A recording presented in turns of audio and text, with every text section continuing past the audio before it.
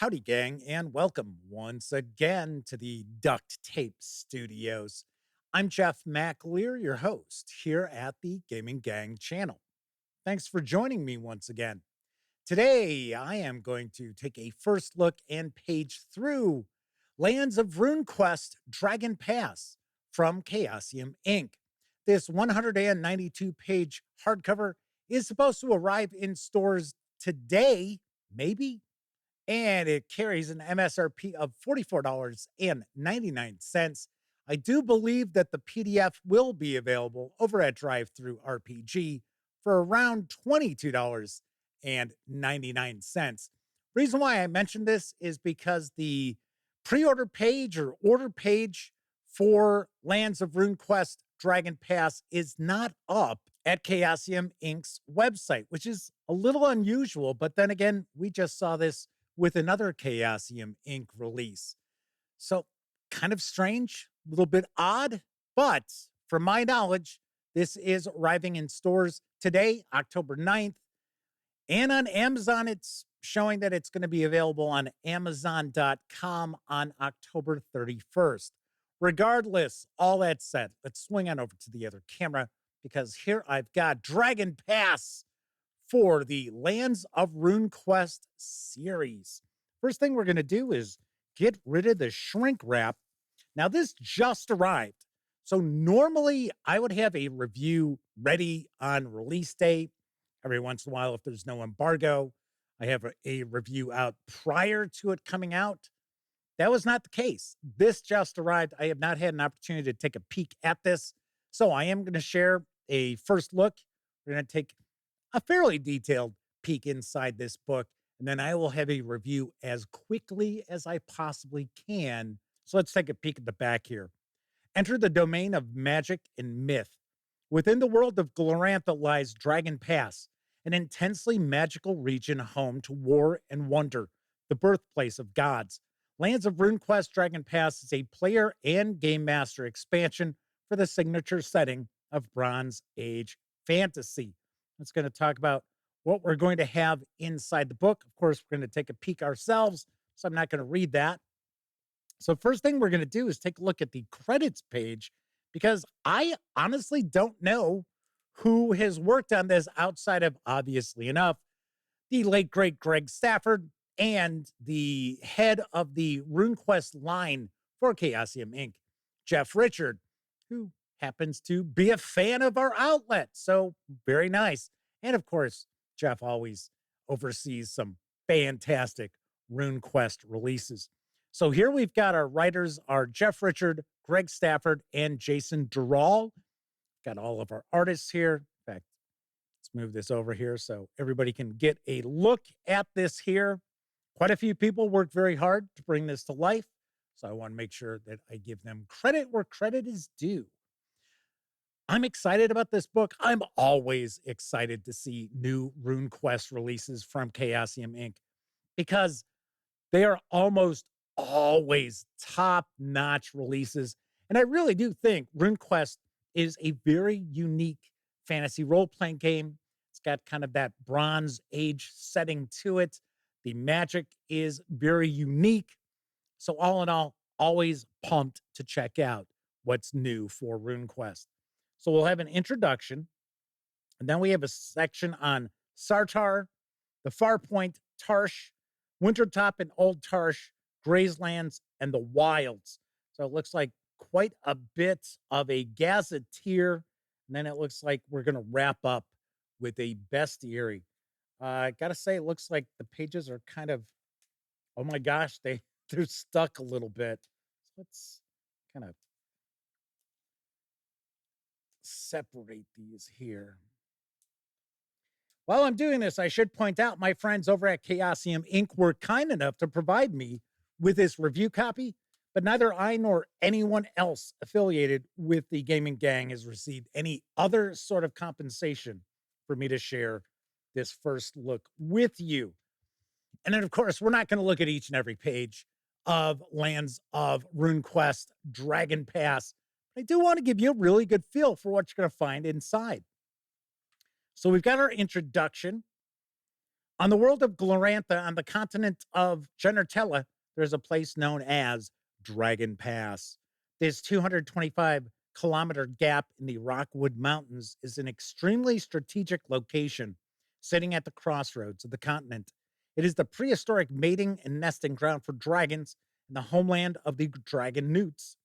History left it populated with numerous distinctive groups, many of them remnants of bygone times.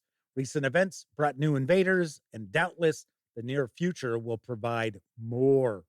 If I remember correctly, I think the Dragon Pass is ruled over at the moment in this time in RuneQuest by the Lunar Empire. So we get some myth and history. Looks like we're going to get, nice, a timeline of the Third Age as far as Dragon Pass. I think we have the Second Age first, don't we? Nope. Oh, well, we do have some information about the Second Age. So we've got another timeline here. Oh, it continues. There we go. The political development of Dragon Pass for about 101 years. So we've got that. So it looks as if we're going to get the development over the Third Age. And then, of course, to date. So this would be the current year of RuneQuest, 1625. We get into geography, measurements. The people of Dragon Pass. Oh, look at this. We get caravan routes as well as travel times. And we're going to start getting into the various different kingdoms. So we've got the kingdom of Sartar. So at this point, the kingdom of Sartar is not under the thumb of the Lunar Empire. I believe they are, at this point in time, they are their own nation. It's actually a group of tribes that are allied with each other. So looks as if we're going to get some historic or legendary NPCs in the mix here. We have Jonakil the Hunter. Looks like we've got some villages. So I believe we're taking a look at some areas of interest. We got the Chaos Ground, Black Crow Spirit, sacred to the trickster god. The Black Crow is as mischievous as it possesses malicious whimsy. It is kept from roaming the mundane world specifically for the damage it might do. None know precisely what offerings appeal to it, and it is capricious enough that no offering works reliably. So it looks like we've got quite a bit of info about Sartar here. There's Johnston, Johnstown, however you want to pronounce it, which there are some adventures which take place in that village or around that village as well. It's a pretty well-known locale in RuneQuest lore. So yeah, looks like we've got quite a lot of info about Sartar. Wasp Riders. The Wasp Riders are a tribe of primitive hunters who tame and ride, well, you guessed it, giant wasps. Their history stretches back to the dawn. The Wasp Riders worship a wasp goddess named Izala, one of Rakaki's many offspring. The cult is not open to anyone other than Wasp Riders, and they never leave the wasp nest to adventure.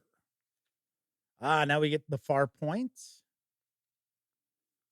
I like the artwork throughout, and the cartography is pretty cool. So here we've got our points of interest. So we've got some towns, we've got villages, we've got small cities. Got stat blocks for various different creatures. The bighorn sheep. New occupations. So yes, I understand that we do have some new player character options. Here is furthest. says it's a large city, and it looks like we also have this keyed. So we have keyed locations here for points of interest in that city.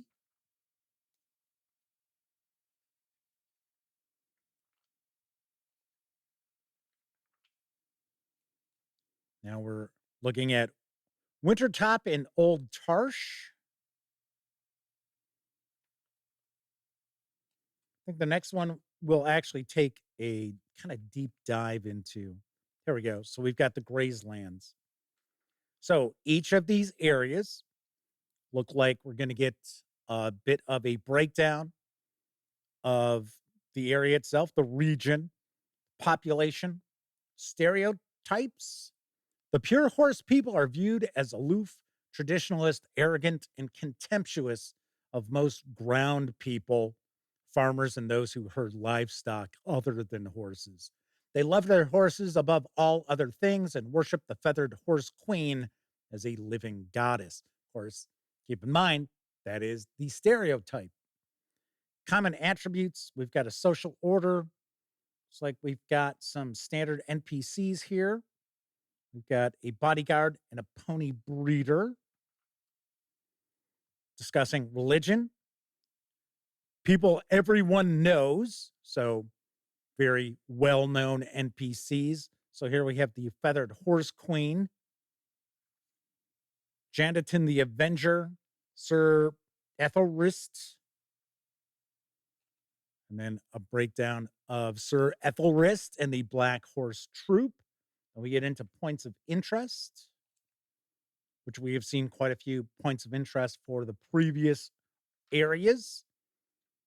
Goblins, creatures of darkness. Goblins are thought mythical by many, while those that know of them frequently confuse them for trolls or red elves. Their exact origins are unknown, though they are sometimes counted among the elder races. In addition to their affiliation with darkness, goblins are tainted by chaos, and some are born with chaotic features. We get some information about a typical goblin. A new profession, laborer. Still taking a look at points of interest. We have the puppeteer troupe. It's a long-lasting group of performers whose origins are shrouded in mystery, as befits their role as a cult of illusion. Aha. Just kind of giving you an idea of how each of these areas are broken down in the book. Then we get some new spirits, Pig Woman, the Melibcron. Then we get into the wilds. So that's just an example of how these regions, these areas of Dragon Pass are being broken down in the book. So I'll go back to skipping some pages again. So here we've got Tusk Riders, Wind Children, Undead. An unknown number of undead inhabit the upland marsh. These are the creatures and constructs of Delicti, the necromancer, an ancient and evil vampiric magician.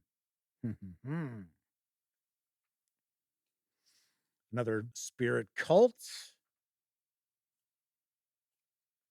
I'm digging this.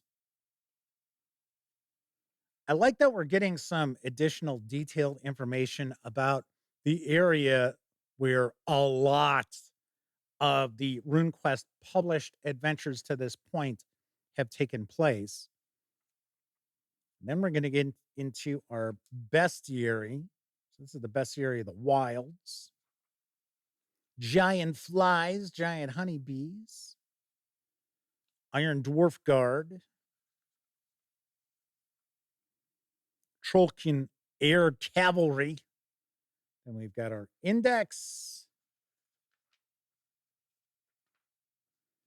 Nice detailed index here. Sweet. And that will wrap it up. And it looks like we also have a map, single-sided. No, it's dual-sided. Very nice. So here's our guide to Dragon Pass map. So these are the lands of Sartar, Tarsh, and the Grazelands. That is a very cool looking map. And then we've got the legend down here. And then we have our road systems of Dragon Pass. So we've got a nice amount of detail in this book. All right, so that is a quick peek inside Lands of RuneQuest Dragon Pass from Chaosium Inc. Once again, I do believe this is arriving in stores today, if not October 31st. Like I said, a little up in the air on that because it's not real clear through Chaosium Inc., although it is Chaosium Inc. that indicated the October 9th release date. All right, so let's swing back on over to the other camera. Of course, I'm going to have a review of Lands of RuneQuest Dragon Pass as soon as I can get it done, because I know it's a new book. A lot of people are very curious about it. And I always like to try to share my reviews as quickly as I possibly can, a lot of times before a game release actually hits stores. So stay tuned for that. That's it for this time out. If you like this video, by all means, please give it a quick thumbs up. Subscribe to the Gaming Gang channel if you haven't already. And if you do subscribe, don't forget, ring that bell, because it'll not only let you know when I share videos such as this first look, it'll also inform you when my live stream, the Gaming Gang Dispatch, airs Tuesday, Wednesday, and Thursday evenings right here on YouTube at 7 p.m. Central.